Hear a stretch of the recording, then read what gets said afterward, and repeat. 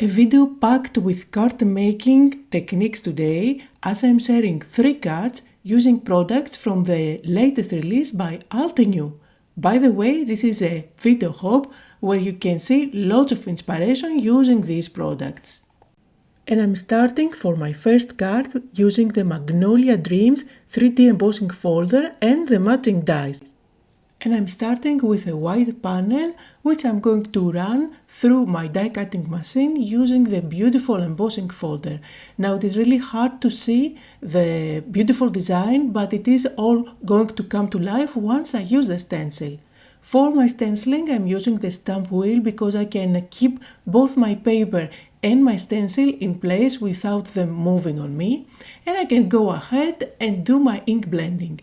This is one of my favorite techniques when it comes to card making. I find that you always get gorgeous results with minimal effort. So here I'm using 2 ink pads. I started by covering the whole panel with my lighter color, which is Puffy Heart, and then with a smaller blending tool I'm going to blend in the darker shade of pink that I have, which is Purple Wine. Now notice that for this I'm using the ink only at the base of the petals, kind of creating a shadow.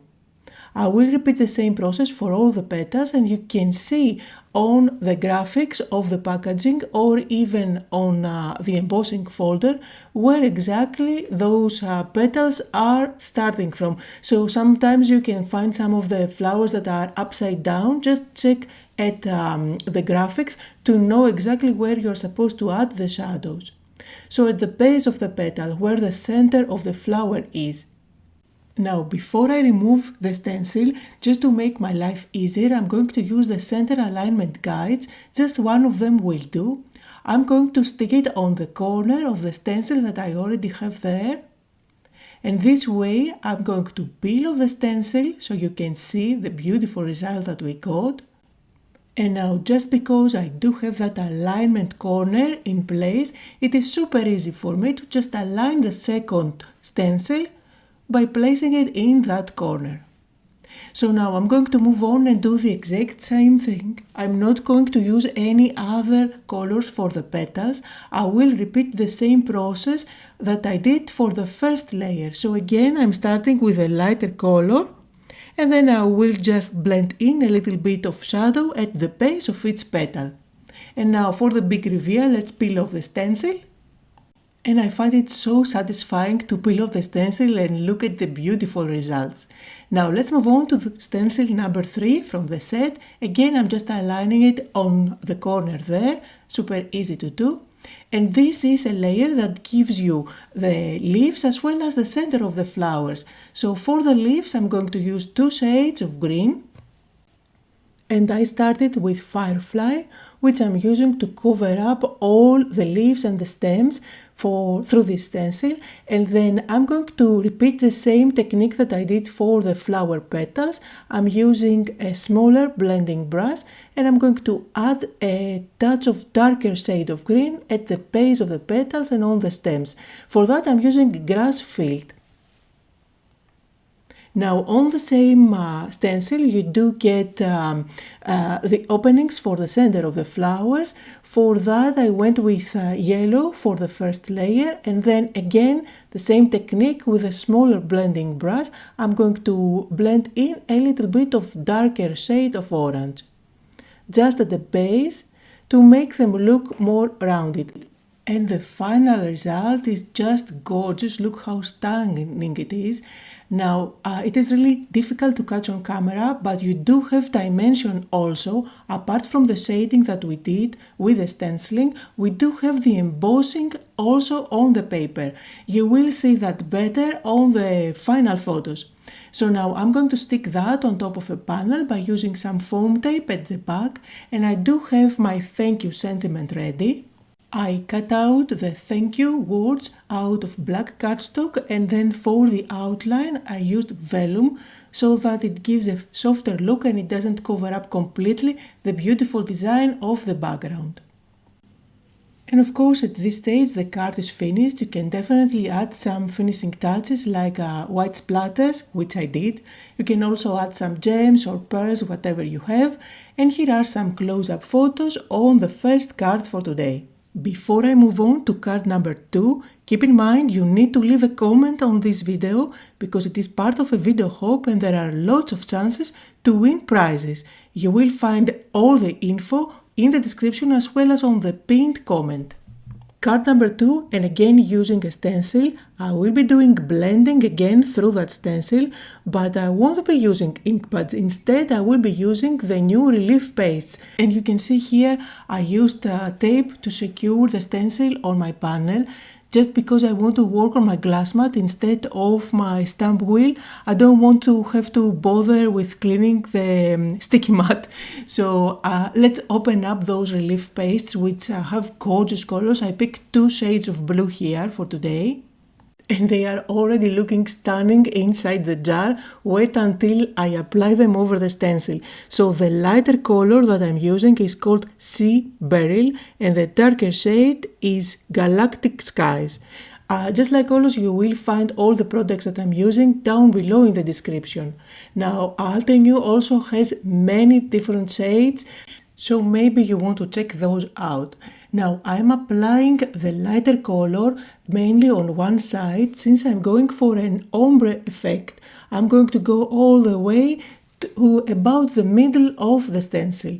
As I'm applying, I'm making sure that I cover up the whole design, and then with my spatula I'm going to scrape off the excess and just put it back in the jar.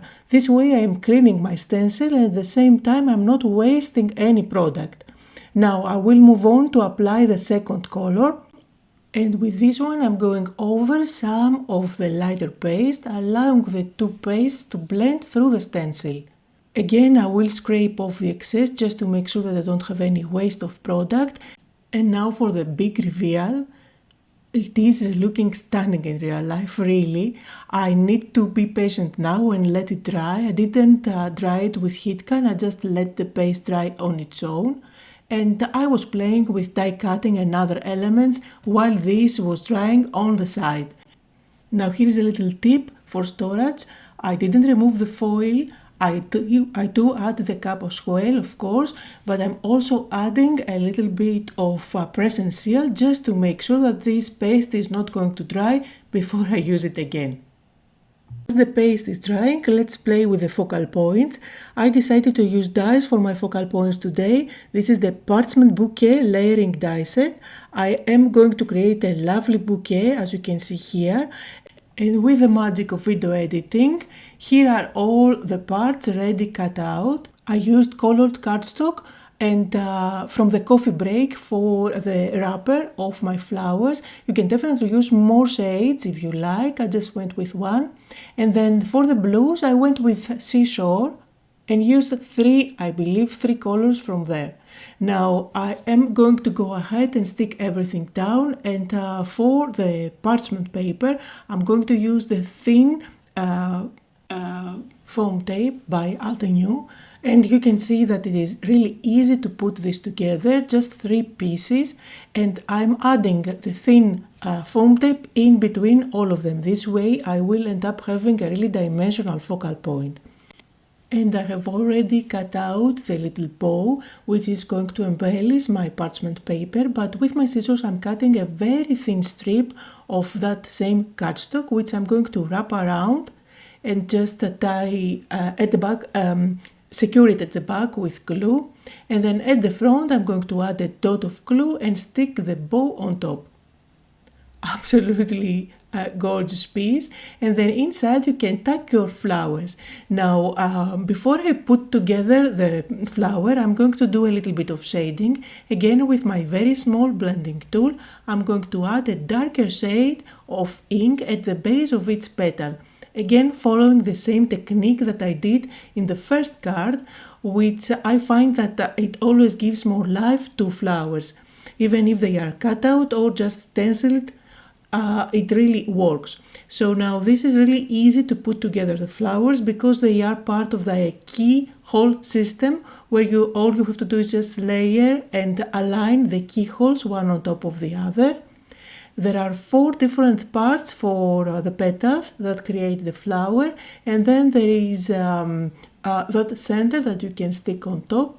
And you can see that I went with blues because I'm going for a kind of monochromatic card for today. Since I do have the blue paste at the background, I wanted to have blue flowers as well. So that's the flower complete. I'm going to repeat the same process for the other flower. And now let's tuck them inside the parchment paper. And of course, at this step, you can just play around, just decide how everything is going to look nice, and then stick them down. For some of them, I went with tiny foam squares at the back to add dimension, and for others, I'm just gluing them down with my white glue. I'm also a big fan of splatters, so I'm adding a few white ones here and there. And then for the sentiment, I use a sentiment from the Antique Street Lamps, which is the set that I will be using for card number 3, and I just cut out one of the sentiments that says hello. So I'm just going to stick that down, and this is going to complete my card. Probably my favorite from the 3 cards that I'm sharing today. Leave a comment below and let me know which one of the 3 ones is your favorite today. Here are some close-up photos, and let's move on to card number 3. Now for this one, again, I'm going to use the relief paste for the background. So I'm starting with the background, and this way when I am creating the focal point, I will have time for that to dry. The stencil that I'm using is Lattice Blossoms, and then I'm applying 2 shades of relief paste. The first one, which I'm using to cover up everything completely, is Pearl, and then I'm using Mayan Gold color to apply just on one side. Now the 2 colors are going to blend where I apply them, and of course when I scrape off the excess, I will go ahead and add it back in the jar because I don't mind if the gold is a little bit mixed with pearl, but if you don't want to contaminate your jar at all, just avoid doing that. I don't mind because I love the mixed media look that I may end up getting. Again, before you store them away, just use some press and seal just to make sure that those jars are not going to dry. And now for the favorite part where we peel off the stencil, and again the result is stunning. I absolutely love how elegant this design is in combination of those 2 colors of paste. I find that it gives the perfect background without being busy, and at the same time very elegant, which makes it really versatile, and it can match pretty much any focal point. Now for today I'm using the Antique Street Lamps, and I am going to use some dyes from this one, but also some of the flowers from the previous dye that we used, just because I want to add some flowers on top of my pot. So I'm going to use this one that gives me lots of tiny little flowers, and let's combine those 2 dye sets.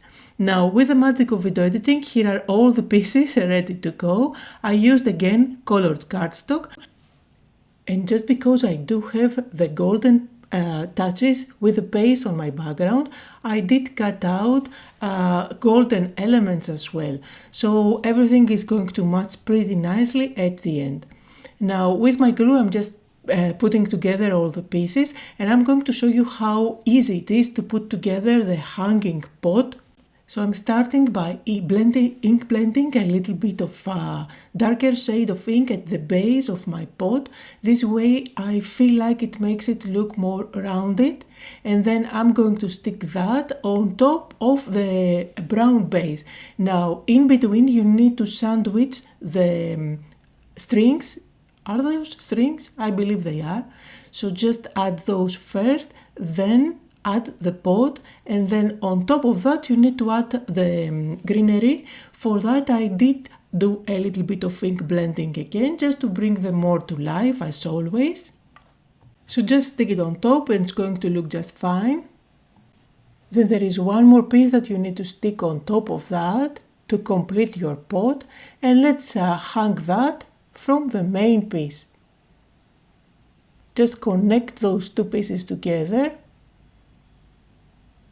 and you have your focal point. Now instead of a hanging pot, you can instead use one of the lights So they are interchangeable. You can easily mix and match what comes in the die set. Now I'm going to stick that down, and you can see that at the back I am using glue, but at the back of the pot I do have foam tape, which is going to make it look more dimensional. Now I'm sticking that all the way far up at the top, which makes the pole not going all the way to the bottom, if you know what I mean. But I just cut out one more piece and connected the two, as you can see here. I also added my sentiment, and I'm adding a little bit of glue here and there on the foliage where I can stick the tiny little flowers that I have cut out. And this is going to finish off the third card for today. Here are some close-up photos where you can see the details better. Make sure to visit the next stop on the hop, which is Rebecca. You will find her link down below. Read the description or the pinned comment for all the details on the giveaways. Thank you all so much for watching.